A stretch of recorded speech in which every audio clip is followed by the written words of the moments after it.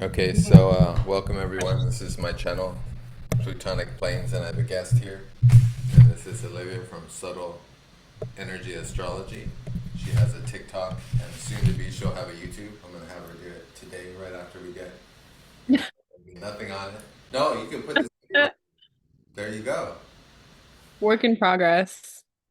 But if we download this video, then you could put it on your YouTube channel, and it'll start. Yeah, totally. Yeah, first video here. Everybody can get on it from there. Y'all saw it here first. Yeah, yeah, that's a good motivation. Okay, so we're gonna do today some dynamics of the current astrology and maybe meld that in with some of the macro, some of the mundane macro astrology occurring and hint at what it will be into the fall. And Wait, you sound kind of far away, Mario. okay, that's because my mic. How about a little better now? Better. Yeah, Okay, so yeah, I am far away from the computer, but I kind of want to be far away from the yeah, computer, I feel like today. yeah. Don't get too close to those things. So our plan is we're going to start with what everyone knows about, what I've been making everyone aware of, and I'm sure you have too, Olivia, is just the inanity of what July might be. Hmm. And I'll just say one thing in foreshadowing is that the amount of occurrences, and I mean in such a way as almost like inserts into our reality structure, our temporal and spatial structure of reality, and our ability to absorb information will be compromised in the month of July. So much so that we're gonna by the end of the month we're gonna have reactions like what the hell happened? Like what Hmm. did you say occurred? I didn't. We're not even gonna be able to process what occurs this month, and that's what Olivia and I are going to get into. Olivia, you want to add something to that? Yeah, I think yeah, we've talked a lot about like the pivots that are gonna come and start happening because and have already started happening because of Uranus and Gemini. And so for me, I think that it's a very collectively mental shift. Like I've been talking a lot about how our minds are changing because of Uranus and Gemini, and then it's being supported by Pluto as well during this time period, like in late June and early July, all through July. And so that support from Pluto is really pulling the veil back, so to speak, on a lot of what we have collectively agreed on mentally. And of course, that has to do a lot also with the oppositions in the sign of Leo. So this whole Leo season, all the planets entering, this parade of planets entering Leo is gonna also discover this like what's behind the veil because Pluto is gonna do some destroying of um what we thought was power and hierarchy and structures of power and hierarchy and the secrets that uphold some of our world leaders. Um, yeah, Well so said, well said. So let's go ahead and jump in then. We're going to start with June 28th. And I'm going to pull up a chart for us so you guys can see. There's the huge pivot that Olivia is talking about is prior to the Mercury retrograde, a day before. And we're already in shadow right now, but we're yeah. looking at something. We're looking at Mars coming into Gemini at 0 degrees. And so this is a whole sign chart for Sunday, June 28th, 2026, 4 p.m. Washington, D.C. time. And so you guys can see in this chart we have Mars 0 degrees approaching Uranus by 3 degree orb. We have Taurus just having entered into Chiron. a couple, what is that, a week before? A couple of days before? I think that's Chiron enters Taurus on the 20th. okay. So Yeah. it's about 8 days before. Yeah, like I said, a week before. So this is the chart that Olivia and I were talking about. I'll let her go first, and then I'll kind of animate the narrative with some visual metaphors and examples. Yeah, I mean, I just want to highlight kind of the impulsivity of Mars and Uranus. Um, Uranus is already wanting to accelerate things. Like Uranus is a very revolutionary planet. And so this is where my narrative of this whole energy is that Uranus is helping us to change our minds in some way because Mercury or Gemini is such a mental sign. And so Mars joining it there and just being in like 3-degree orb is pretty close for this, but even just being in the same sign on this day, I think will accelerate some of the changes and some of the breakthroughs that we've been pushing towards somewhere in some part of our lives, wherever Gemini sits in our personal charts. Um, I know Mario, you can speak to the mundane chart of the United States potentially, because that'll have implications for us as a country. But yeah, personally, I feel like we've all been feeling this breakthrough, revolutionizing, changing type of energy with Uranus. And I think Mars is going to give us this like impulsivity and kind of like final push off the edge, if that makes sense. Like we want to jump, but we haven't yet. So yeah, it's just gonna, I think, invigorate some of those revolutionary changes. And it's also a little bit selfish. Actually, it's a lot selfish. Um, Somebody was talking about how Uranus is actually more maybe self-centered and individualistic than Mars. Um, and the signs that they rule, so Uranus ruling Aquarius and Mars ruling Aries, are both signs that are quite interested in themselves. Aquarius a little bit less, like Aquarius Uranus energy does care about the group. But it still is like on the outskirts of the group, right? And then Mars is like the rebel, rebelling against the group. So there's like energy of wanting to like break free and rebel finally against some narrative, um, or against some storyline. Um, Anyways, I could keep going, but maybe you can speak to some of that Uranus Mars So some of the energy. key words that I got um, with Mars joining Uranus here is waves and crescendos of release. Just like, Hmm. boiling that comes up, something wanting to boil to the surface. With Mars, we have the necessity to create boundaries and to make our own way and Hmm. to cut boundaries and say, this is who I am, this is where I'm at. And so to cut apart, right? To separate. And Hmm. with Uranus, there comes like an explosion of unconscious content.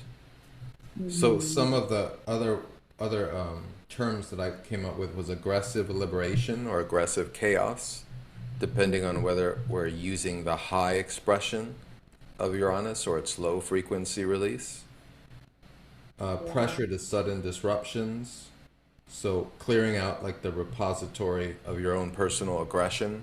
So for people that for Geminis or Gemini planets that have a tendency to erupt or to be very external in their release of energy, it's a good time to not do that, to not be Hmm. social, to just stay at home and do some kind of, breathing technique or something, or some kind of process by which they're closing their eyes and they're dealing with all this Mm, eruptive content that's coming up, but they're dealing with it visually through meditation or through some internal practice, through some qigong or some kind of energetic or some kind of kundalini yoga or something where they're processing mm, the content differently.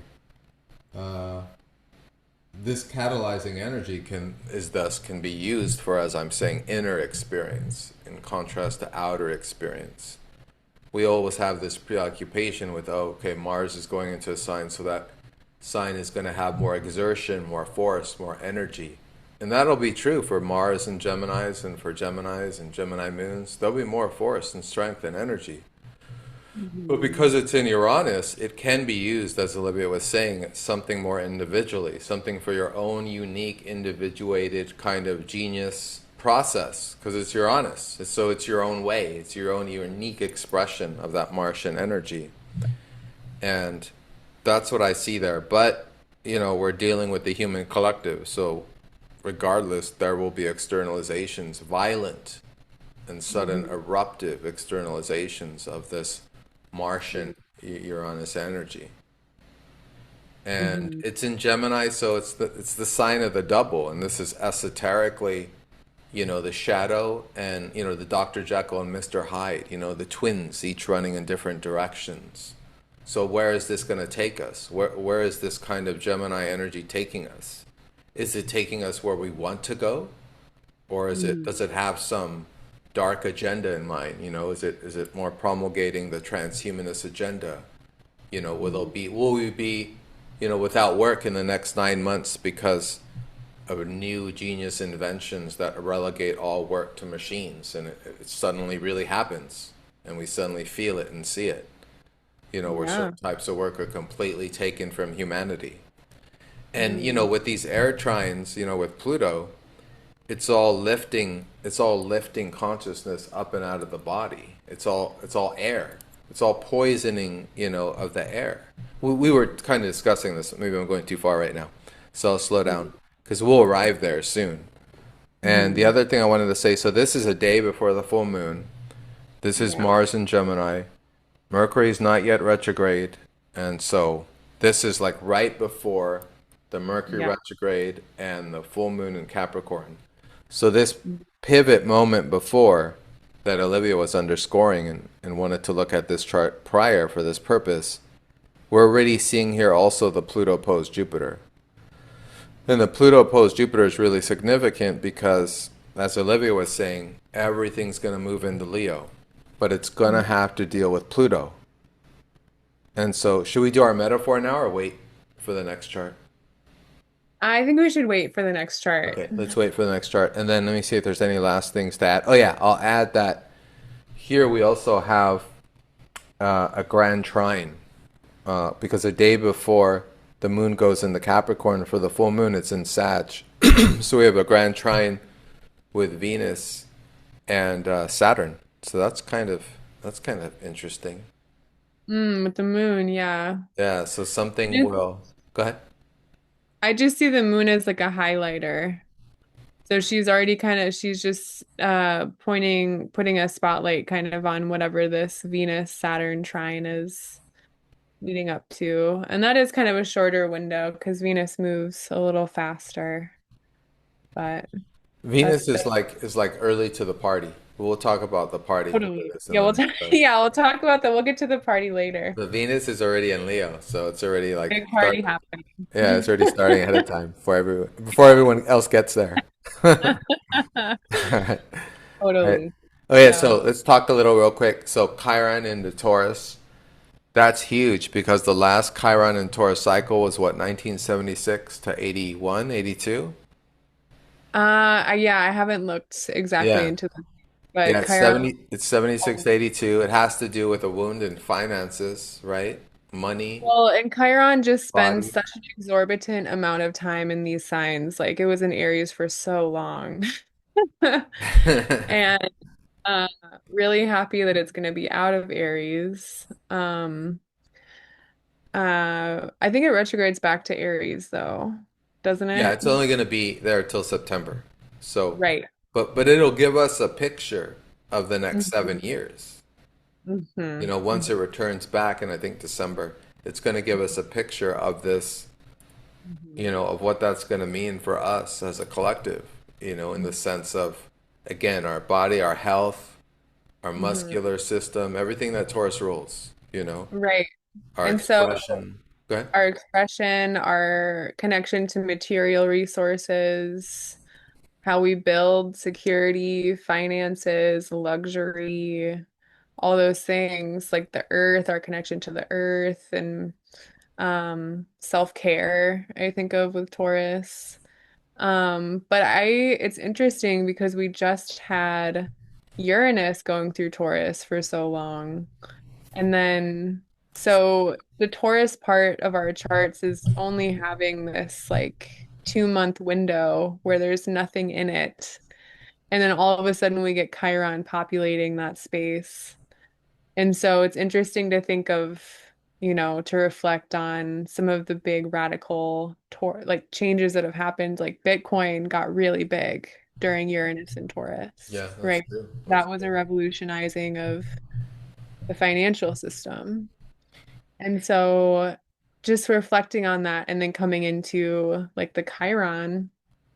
And I have written in that you gave me that Chiron book, the Barbara Hand Clow, where she talks about Chiron and Taurus.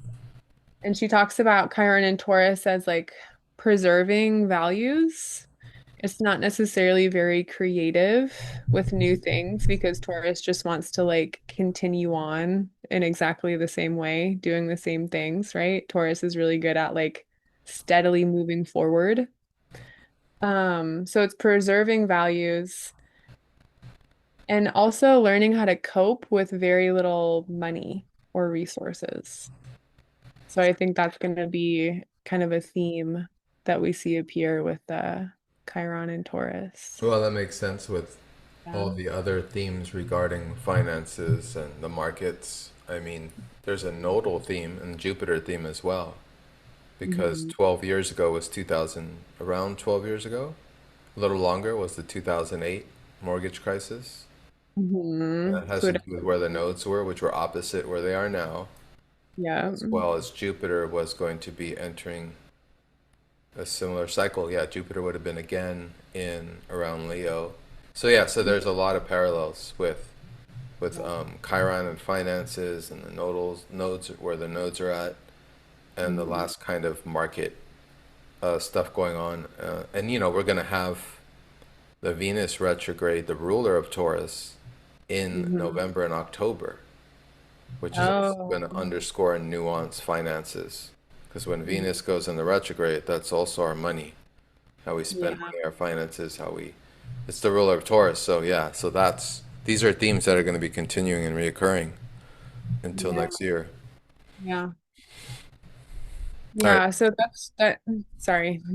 No, no, go ahead. I was going to just say if we're ready for the next chart, but if you wanted to add anything Oh else. yeah, no, I was gonna say a similar thing. That's just like tiny, kind of like a little window of Chiron into Taurus, but maybe we can talk about the nodal square a little I was just bit. thinking that. I was just thinking that. So that's Mars joining Uranus at 3 degrees, around 3 degrees Gemini, close, getting closer. But Mhm. both of them right on either side of the North Node in Pisces, and South Node in Virgo. I'll let you Yeah. start first, and then I'll add to the picture. Well, I mean, I like what we were talking about, like it's interesting when you have a planet that splits the nodes. And so Uranus is splitting the nodes. It's at 3 degrees of Gemini. And we have South Node Virgo and North Node Pisces.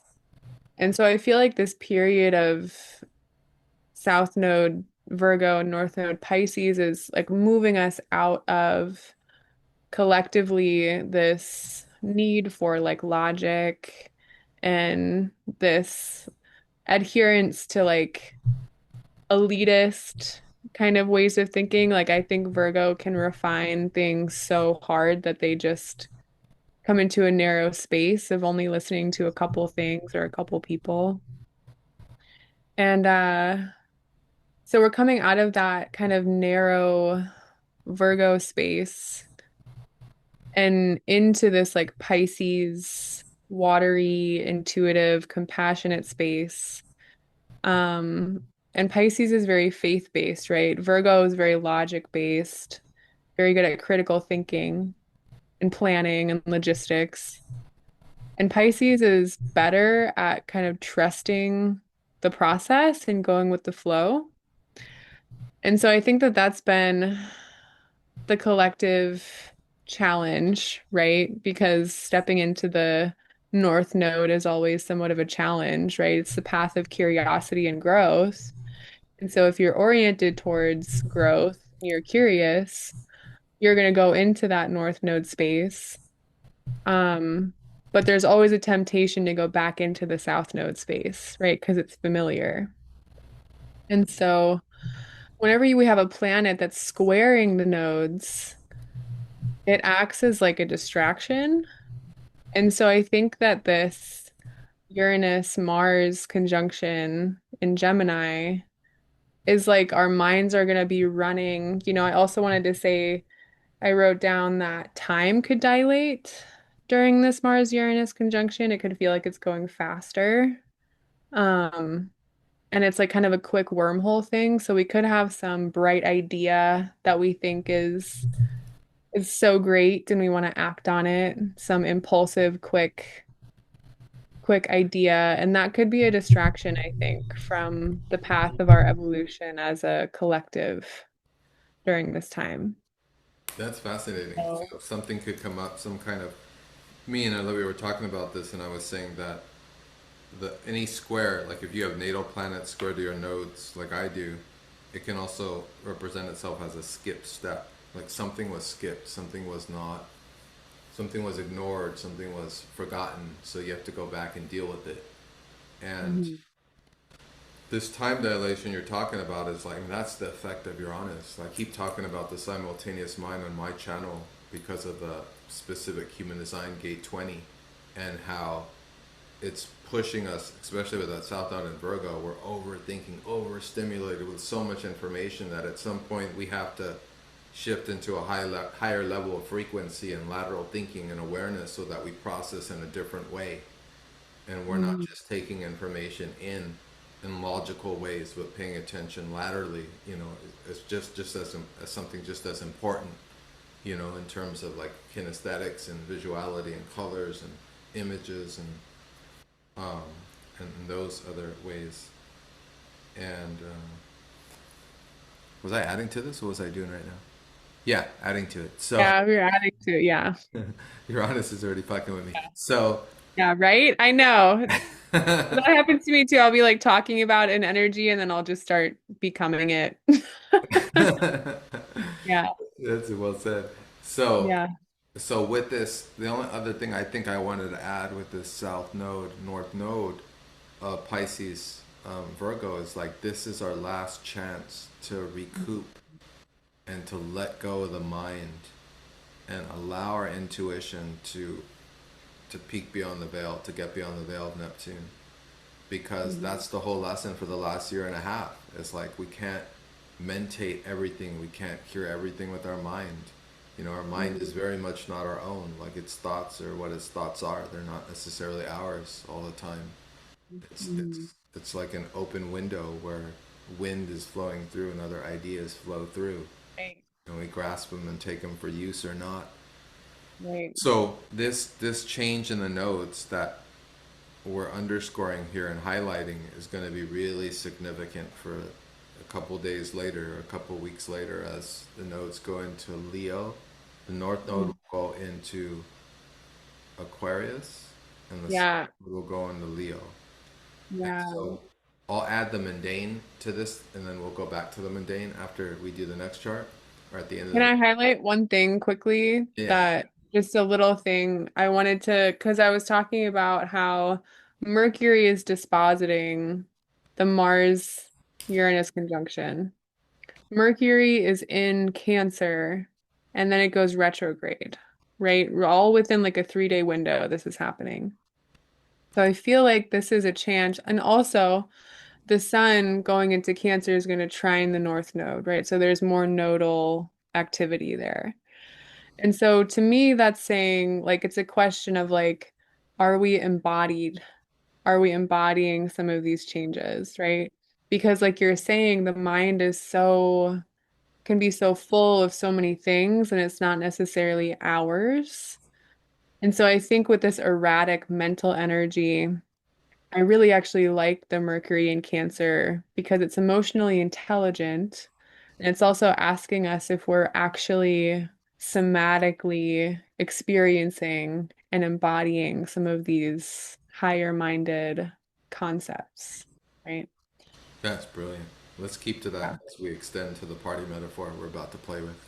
Totally. Yeah. So, and so before that, then I was going to add, so this the importance of the nodes to this metaphor we're going to carry forward to the next chart, especially to the mundane astrology of the United States chart, is that once we go into the nodes of the North Node of Aquarius, that North Node will conjunct Pluto. And Pluto's still in retrograde right now, so it is halting transformation to a degree, but it will still be a very felt experience. And then with the South Node in Leo, at the same time, right, that all the planets are going into Leo, and that the Sun of the United States, right, the big party that's coming, the 250 anniversary birthday party, right, on 4th of July, the Yeah. same time, we have Jupiter moving out of the sign of Cancer, where the Sun of the United States is, to Leo, which is the United States South Node. So Mhm. everything seems real beautiful right now. We got peace deals, right? The other day just occurred, and Mhm. top of the world ideas and showmanship, in the media, and is Mhm. that really the picture? Is that really what's happening, or is that just the facade being promulgated by the current planets in Cancer? Because soon to be, Pluto in the South Node, and eventually in the fall, Mars will be dealing with that facade of the United States. So that's going to be real interesting. So, anything to add to that, or we'll go right to the next chart? I feel like again, like our minds are changing. I was talking about the Gemini full moon that we had square the nodes in Sagittarius season. And so since then, since all those things were discovered, all those files were discovered, it's been this collective mind changing. And so mind changing about hierarchy and about power structure. And so I feel like this 4th of July will just be with the sun there, it'll just be a huge highlight of like what our collective feeling is towards, right, the birthday of the United States, the country, where we're at collectively about feeling about our country. And I cannot mention at the same time how much of that is being led along. In other words, on some level, the release of that information, just like all the information being released in the last 10, 15 years with technology, maybe 20, 30 years, like all this information is being released without limit, right? I mean, how long are the Epstein files? How many pages are those documents? Like thousands and Mhm. thousands of pages? Like, what if it Yeah, was just 10 pages? Then everybody would be talking about it, be everything summary points, and everything would be crystal clear. totally. But Totally. instead, we're bombarded with this mass trance of like, Yeah. oh, this is this. Look at this horror, and then Yeah. we're all, most of us are like, well, I don't even want to fucking know about it. Like, I know enough. What do I need to Well, investigate it further? You know? it's overwhelming, which is such a mutable thing because I feel like mutable, especially Gemini, is so dynamic and quick and wants to have all the facts and information, but then can get easily kind of swamped and forgotten about some of the things because it just gets, you know, it gets convoluted and it gets messy. And another big hope of mine with this Pluto invigoration of the Uranus Gemini is changing of the media. Because Gemini rules the media. And so the narratives that we spin about the systems that we live in hopefully are going to change. And our connection to our community, right? And our ability to be connected to community. I remember I made when as soon as Uranus went into Gemini, I was like, the way that we communicate to each other using technology and these like waves of like currents is going to change. And then right after that is when a bunch of communities got told that they had to find a different power source because big data centers were going to take their source of power. And so I feel like technological changes like that are going to keep happening with all of this And that's Uranus. fascinating because that's Uranus talking to Pluto. Because Yes. no one's talked about this yet that I've heard, but Yeah. giant data centers, right, being built underground, Hmm. right at the entrance to Hades, right at the Roman god Pluto's doorstep. Hmm. What is that about? I don't know. That's a whole nother video. That's immense. Fascinating. Like I was thinking about that. Like what? I mean, they're being built underground. Like it's not as if there's not already things built underground, and there's all kinds of tech that's been underground for ages and worlds and beings. Who knows, right? But Right. now they're publicizing, right, these constructions of underground living spaces or this or that, and now it's these data centers. So it's what are they telling us about the underworld? What are they telling us about it? I don't know. It seems like a lot of symbolism. Ah, it is. I think Yeah, it's that intermediary space, a liminal space between liminal the space. Yeah. surface and the world below. Like. Anyways, okay, that's another bit. Yeah, yeah. So Yeah. here's the next chart. Let me know. You let me know when we're ready for the party metaphor. This is the full moon Capricorn chart, 8 degrees. We have Sun and Moon, Capricorn and Cancer. All right, you start us off. I mean, it's mom and dad. I mean, Right. it's mom and dad, like sun and Cancer, moon and Capricorn. It's a little flipped, right? Usually dad is the sun, mom is the moon, So a little but bit it's the masculine and feminine. visual reception, yeah. Yeah, the mothering principle and then the fathering principle. Like you have this like the sun highlighting the inner world of the crab, right? And Mercury and Jupiter there making it kind of exciting, making it kind of fun, right? Jupiter and Mercury are still together talking to each other. Jupiter lending some optimism, some joy, some jubilance. And the moon in Capricorn is a little, I mean, that's my natal placement. And so I know sometimes that can manifest as um, money issues, scarcity issues, because the moon in Capricorn feels emotionally safe when there's strong structures supporting the lifestyle, right? Which usually involves money or some kind of material resource abundance. And so I think that'll speak a little bit to the Chiron and Taurus as well. So that's kind of a double whammy on that financial theme there. But Moon and Capricorn, I think, is also really good at discipline, emotional discipline, um, emotional maturity. And so I think that that'll be a theme during this full moon amidst all of the other kind of chaos. It's kind of grounding. Like to me, the Capricorn Cancer axis is pretty grounding, right? We have earth and water. We want to touch the earth. We want to feel our emotions. It's not like this, like Mars and Uranus coming together in Gemini is so mental. It's like not connected to the earth at all. It's just flying off with all these ideas and concepts. And it's really fun, don't get me wrong. Like the concepts and playing around with ideas is like so fun. But I feel like this will be a really grounding moment, especially with Jupiter still there for a second. Um, Amidst the chaos, it'll be a moment of like coming back to like roots and home and family and stuff like that. According to So Aries vortex, right there in the middle of the Aries vortex with Neptune and Saturn. yeah, So there's yeah. tension. There's inner tension of like, are we going forward? Are we going backwards? Is the vision clear? What's the reality check? Because Saturn's not too far from this full moon either. So that's more backing for the groundedness of the moon, Capricorn that you're talking about. Yeah, more groundedness. And yeah, that's right. We are only a 4-degree orb from Neptune. So it could feel Neptune is so confusing sometimes.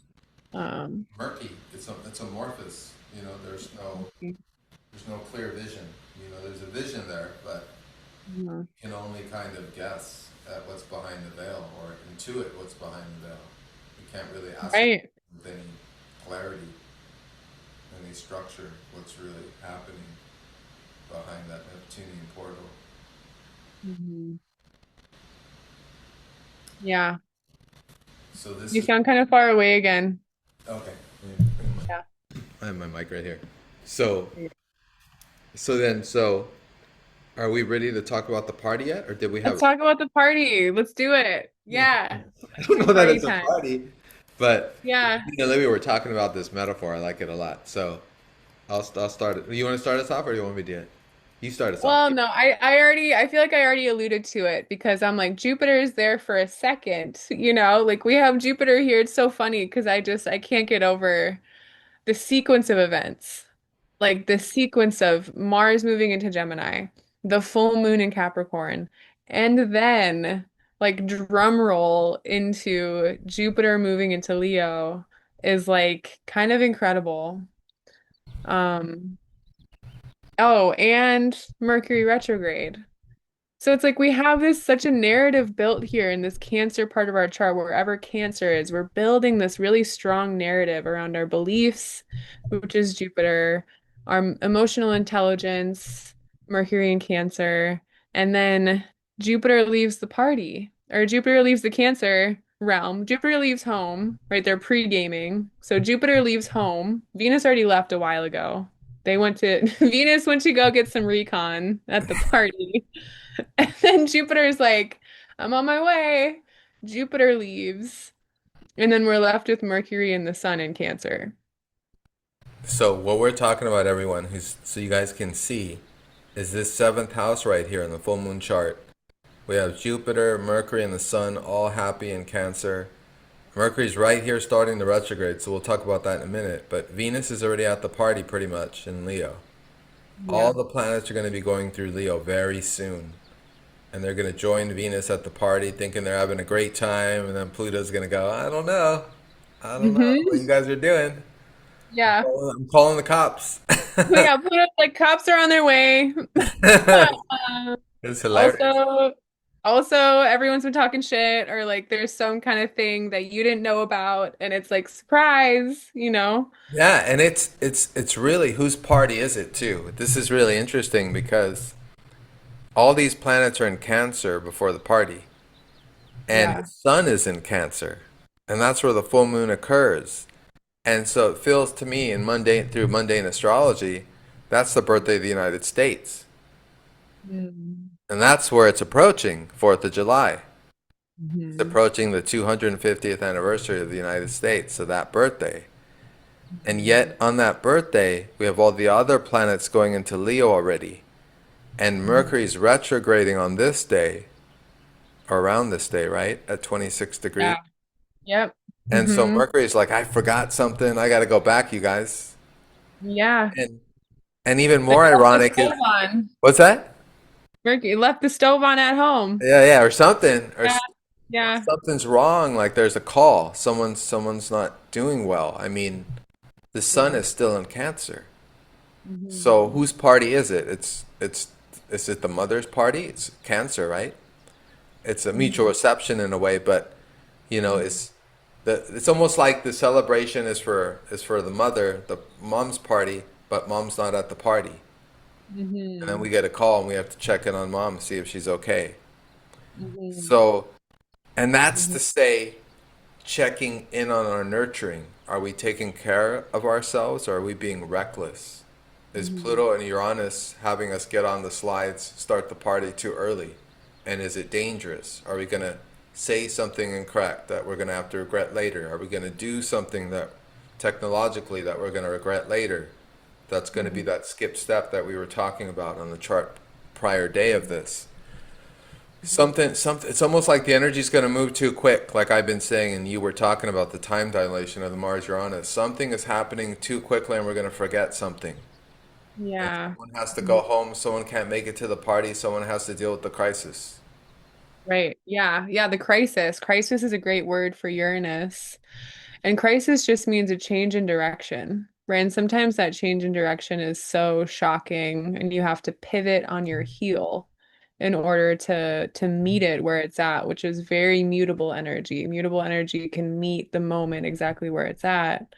And so I also want to talk about too that this is a very close degree to the Venus-Jupiter conjunction, right?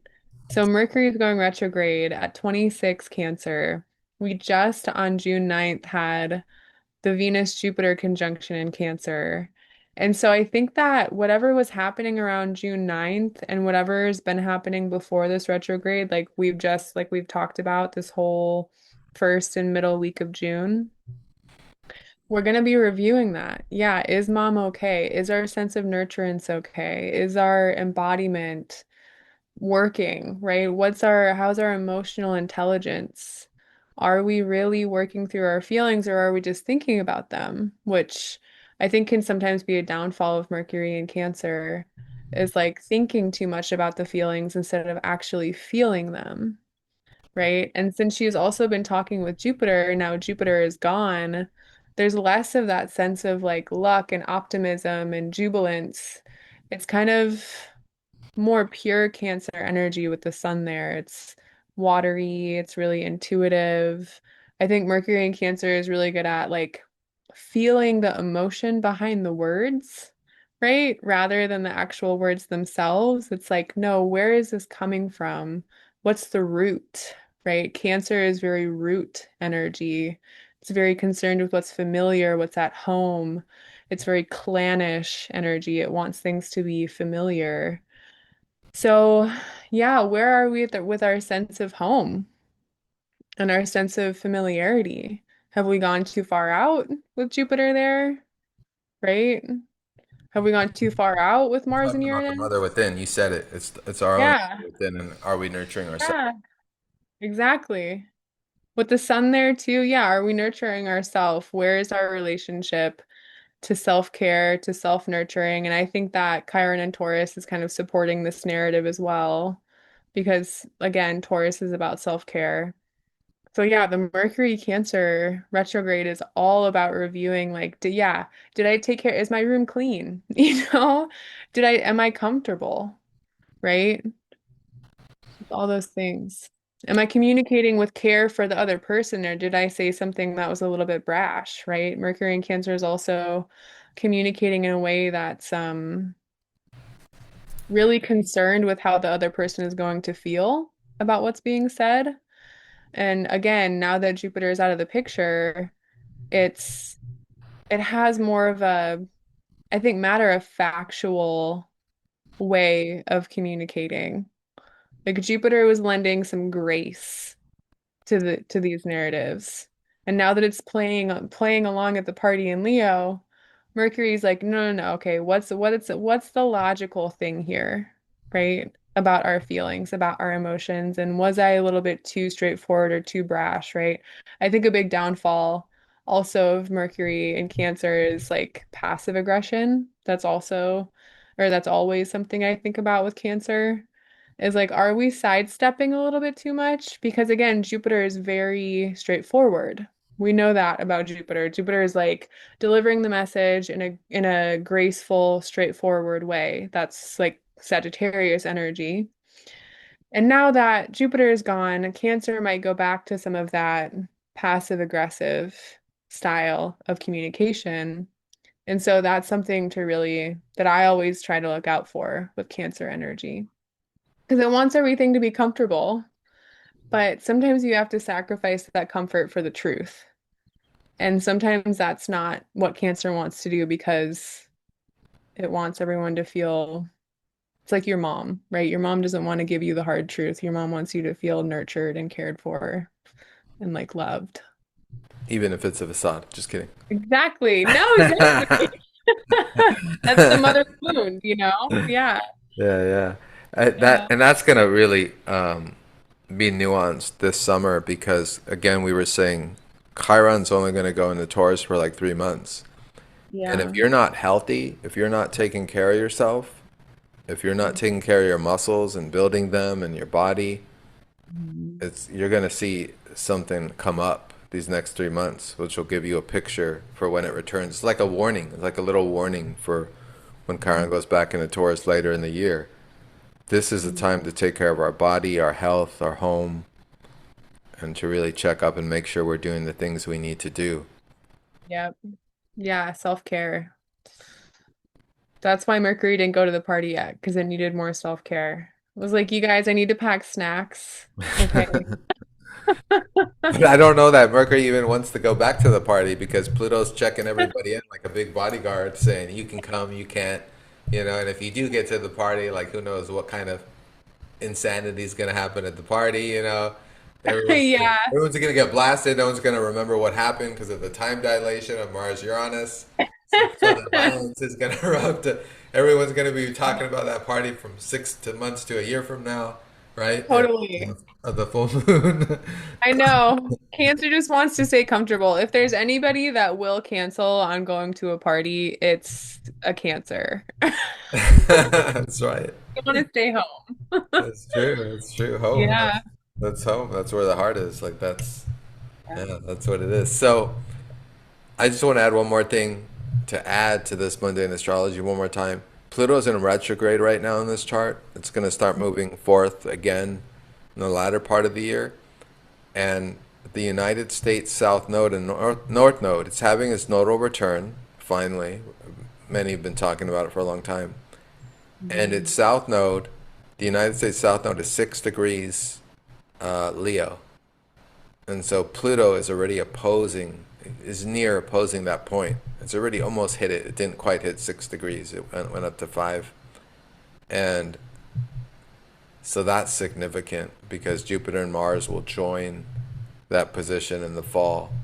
So I already Wow. mentioned that. I'm just Yeah. repeating it because it's Yeah, just no, that's really significant. Yeah. And also like and this is kind of going farther into the future, but yeah, we talked about, I think, on the 30th of July. So in like exactly a month, there's going to be a Jupiter cazimi at 6 degrees. So that'll be an interesting time with to the kind of, sun. Yeah, Jupiter will have immense power. yeah, the cazimi, yeah, it'll be in the heart of the sun. So that right being exactly on the south node is like, and maybe we can talk a little bit about the Virgo or the Leo Aquarius axis. Because it's like we keep, like it's all about hierarchy and power. And like that's what Leo wants. And that's why it's such a party too. Like Leo wants to like put on a show and like be entertaining and then be entertained, right? And like have the spotlight on one person, right? It's like kings and queens.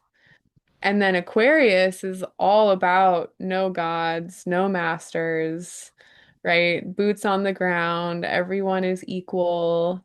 It's very like anarchist philosophy. And so, yeah, I think that that is a really interesting thing to highlight, especially since we're going to have so much activity with the nodal changes and then the Leo full moon and all of that, or the Aquarius full moon, my bad. So yeah, what are your thoughts on the Leo Aquarius? I mean, you said it already. It's what's coming into focus. Well, let's go over the last year and a half. The nodes in Pisces and Virgo. I've been harping on this for months, for the whole year and a half, that Mm, we're not going to be able to solve things through the rational mind anymore, or at least for a period of time, especially with Uranus too in Gate 20.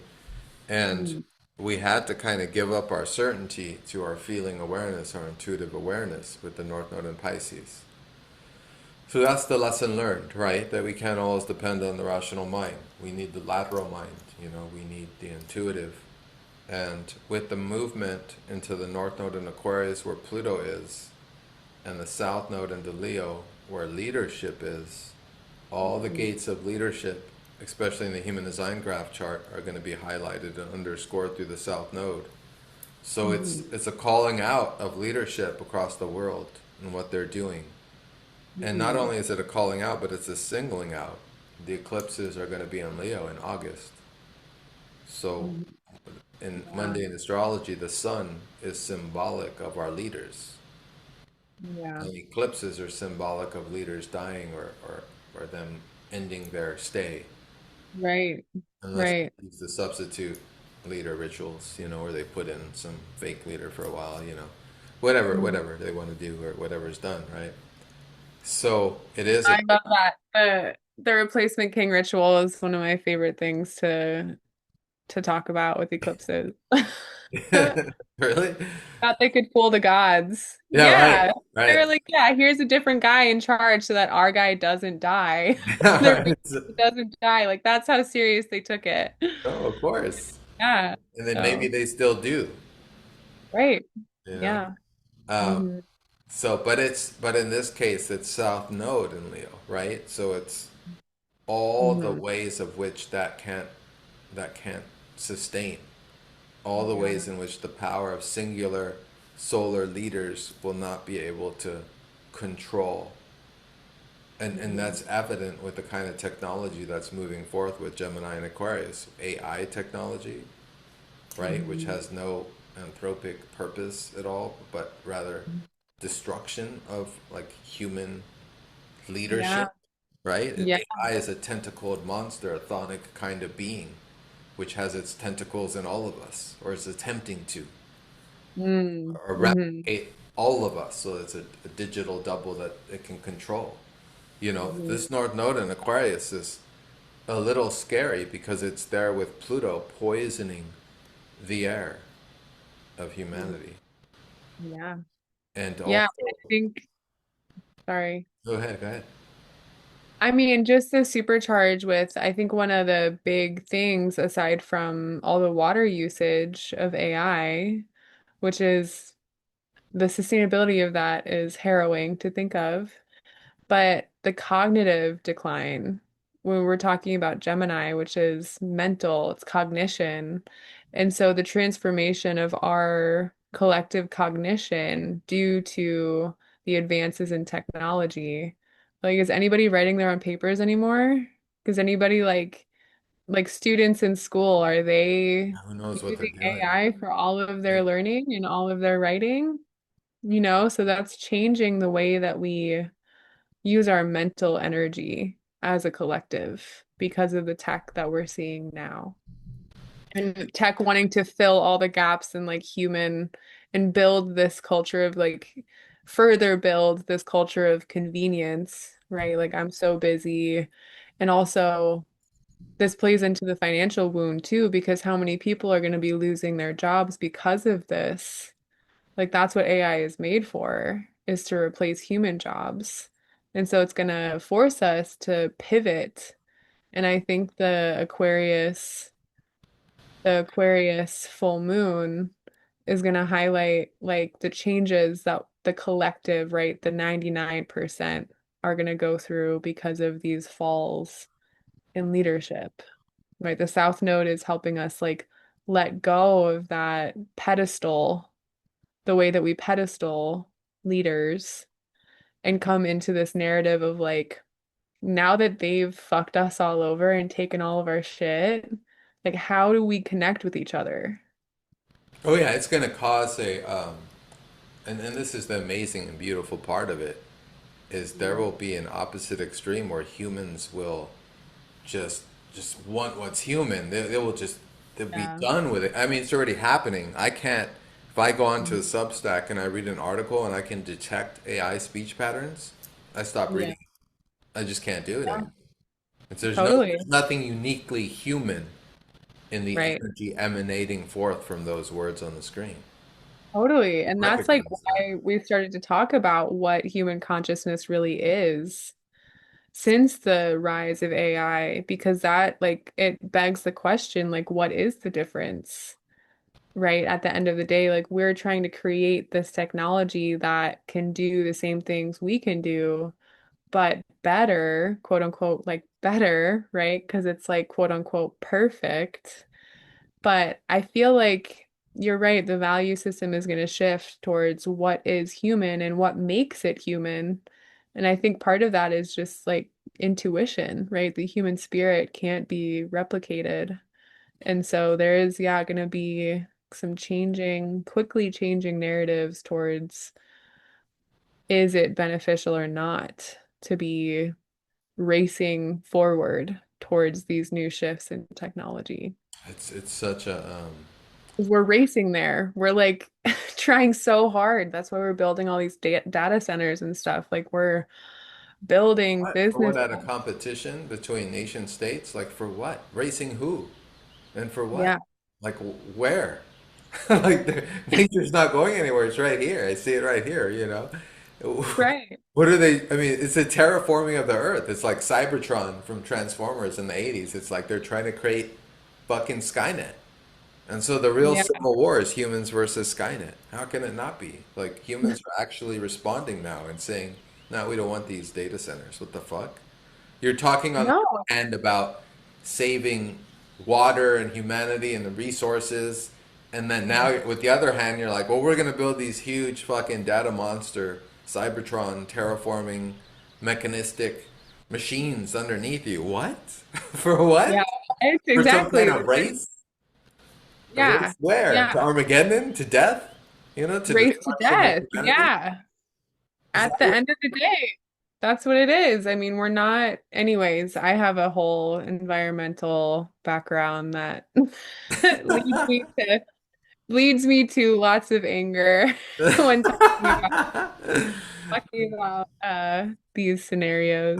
Better utilize through intellectual expression and Yeah, exactly. relatable facts of astrology, right? Or, Right. Well, and it's, I mean, to me, that's what has brought me to esoteric studies, because what is it? It's like and this is, I think, speaking to like the Pluto action that we're going to see, all these oppositions from Pluto is like that is the humanity's collective destructive force, right? Like we are barreling towards destruction, but why? Like why, where does this dark force come from? It comes from somewhere within all of us.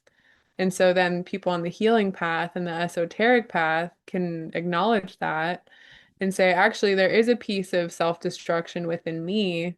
And how do I work with that so that it doesn't become this like, so that I don't fall into it's just the greed, the trap of greed and power and control, right? So well, like being aware of all of that. we can't even like differentiate now. I mean, we have to discern and almost utilize like extended metaphors and systems because I can't not say that so for example, Rudolf Steiner's work, which he held as representing not just the human spirit, but also as two additional forces, the Luciferian forces and the Mhm. Ahrimanic forces. And he contextualized it as like the Luciferian forces as the forces of, human fire, of human like desire, at any cost, right? Ambition or war, just extremes. And then this Mhm. contrasting Ahrimanic force, which is a substrate mechanistic force of everything being perfected into some sort of mechanistic way of being. So it's Mhm. fascinating because those are like the two forces that seem to combat humanity, right? This Mhm. overwhelming force to consume ourselves through our passions and desires, and this Mhm. other force that represents a complete dwindling and dueling of the spiritual essence of what beingness is, and rendering us to just replicated automatons without soul or spirit. So we're Mhm. dealing with these forces because these forces help us and vitalize us.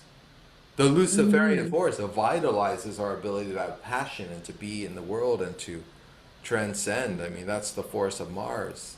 That's the force of, Yeah. and then these forces, these aromatic forces, are the forces of Gemini and Virgo, of like a regimentation, an intellectual, right, overt mechanistic model of humanity. And so Mhm. both these forces are there. and they're dominating the current landscape, right? We have Pluto in Aquarius and Mars in Gemini. Mars in Gemini, Uranus in Gemini. These are dominant Mhm. forces of air. All the outer planets are in air or fire. They're not grounded. Mhm. These forces are not grounded right now. Humanity is being lifted up out of its body. It's almost like the dance of humanity is now the ballerina, right? What do ballerinas do? They point their fingers at the ground as if it's an enemy and lift the spirit so high that it leaves the body. Mhm. Mhm. I mean, this Yeah, is the new dance of humanity. It seems it so. is. Yeah.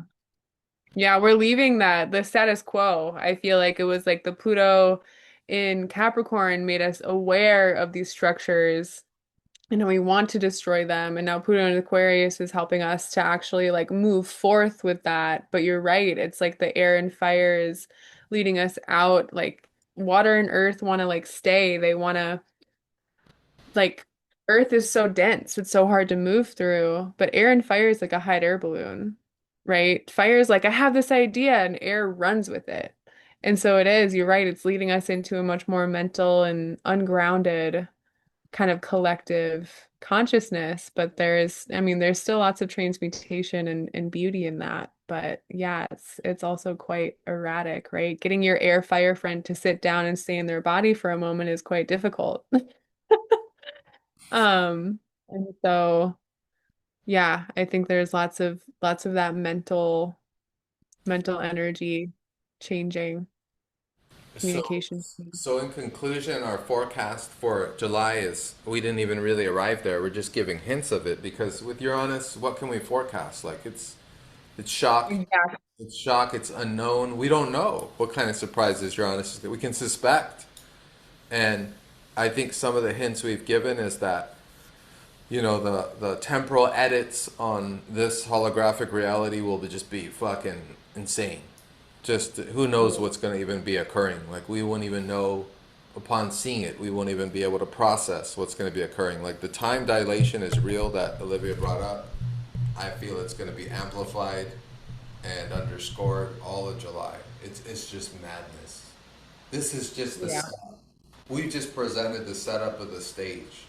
We didn't even really do a video on July. This is all just like the setups, the behind the scenes, the players getting ready to go on stage,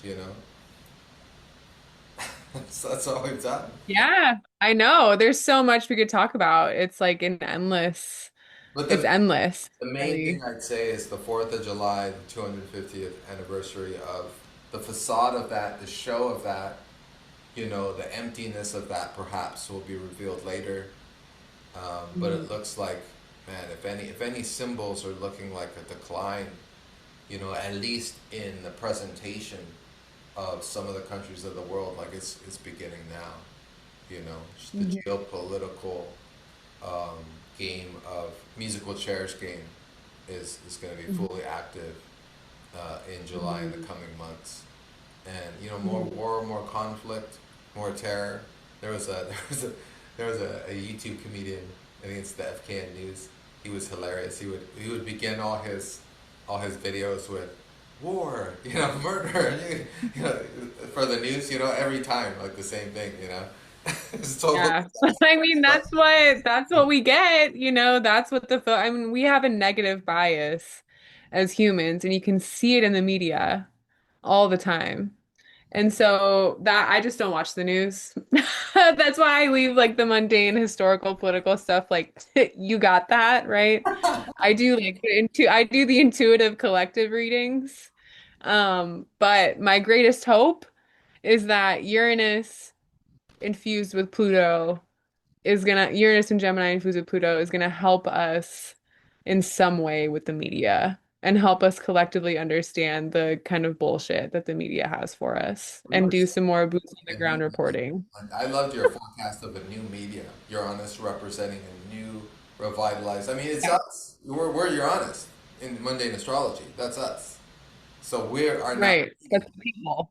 yeah, we are the ones who are disseminating the information now. The real media is no longer the corporations. It's us. I mean, of course, the corporations are controlling our filter, our frame, and trying to double and triple us. so that the Hmm. social media is more full of doubles, digital doubles, than it is real humans. But we will discern that. We will discern what is what, and we will pay attention Right. to what is the human. Yeah. So yeah, any last words for you? I think those are Yeah. down with Skynet. Um, I know that was a lot. No, that was great. I think I feel complete for now. I think that's enough. It's a lot of Gemini stuff. Yeah, yeah, right. A lot of words, a lot of ideas. We Yeah, could talk forever. I mean, one thing I do do about Gemini, like personally, is I was reflecting on it and I feel like Gemini can get caught even just with themselves, right? Because Gemini energy is like two, it's the twins. And so even if Geminis don't have one another physical person to bounce off of, they will like go ping-ponging inside of themselves. And it reminds me of like parts work where you're like, one part of me says this, another part of me says this. And then you have to dissect and try to negotiate between the two parts of yourself. And so, of course, all of our Geminis are going to be super activated during the Uranus-Mars conjunction. But yeah, so I just want to say too, like on a personal level, I think even if nothing crazy happens, because all these transits and stuff, we're like, this is, predicting, and some predicting is tricky, I think, because sometimes we think it has to be this external event that happens. But I think also there can be like a seed being planted, so an energy being kind of sprouted in your energetic field and not necessarily coming to fruition in an event on that day. So it's like managing expectations for that. And then also, yeah, I just wanted to speak to that Gemini part because it's not necessarily an externalized event. Sometimes it's just an internal energetic process, which is what I've observed in my astrological studies. your subtle energy, astrological experiences. All Uh, energy. I mean, Yeah. what's that? I mean, what's a whole nother vision of how we can interpret this is just through the etheric. I mean, Pluto, for example, Yeah. acts on the etheric. It's our process of of destroying everything that's not correct. It's a we're like the human body is itself kind of a garbage fucking system. We take everything in Yeah. and we absorb it and it becomes waste through us, and it goes into the underworld. That's where we actually literally put it. And that's our Yeah. flesh, everything, our bones, everything goes there. So, and it reconstitutes itself. So that's the whole process of the underworld and of Mhm. what we do as humans. Um, and so the etheric process of these movements of the planets is happening in an internal way. Mhm. And that's, I think I've talked about that most with the advent of Gate 20 in human design, because that's the first Gemini gate that Uranus has gone into. Mhm. And that gate's all about the present moment. It's all about the moment. So there's a Yeah. time dilation quality to that present moment where it expands. That moment of time expands to take over both past and future. So past and future concepts get absorbed. And there's this Mhm. simultaneous mind awareness of what's occurring. But it's not even necessarily just mental. It's a higher mental level. Uranus is an octave of Mercury. So Yeah. there's higher processes of clairvoyance and clairaudience and clairsentience occurring. So this is, if we can release and not take in so much of the garbage that we're being bombarded with on every level. I mean, our eyes, our ears, Mhm. our mouth, just so much garbage just being stuffed in on the daily.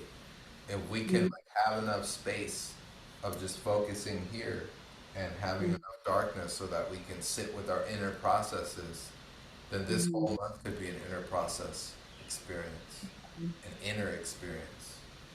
And so yeah, we'll leave it at that. We went quite far. Yeah. I love the esoteric route to things. All right, so are we gonna? Right. So I guess we'll leave everyone there. Thanks for watching, and hopefully, guys, you enjoyed. Let us know if you guys want to add stuff or ask questions or share stuff in the contents. That'd be great. This was Olivia from Subtle Energy Astrology. Hopefully, she'll put this video on her channel. if I'm wise, I'll just put it on her channel, and that way she can get all the attention for it. So let me know if you want to do that. Maybe that'd be cool. And Yeah. maybe do it later or something. And Yeah. uh, yeah, that's about it. I think we'll return. We'll see how I feel to do a July video, maybe midway through Yeah. July or something, or just to see, check in what's going on. Or it's just July's the month. Other than the Aries vortex for this year, July is the big deal for this year, Yeah. with hints There's a of. lot to talk about for July for sure. So, All right, thanks so much. all right. Thank you.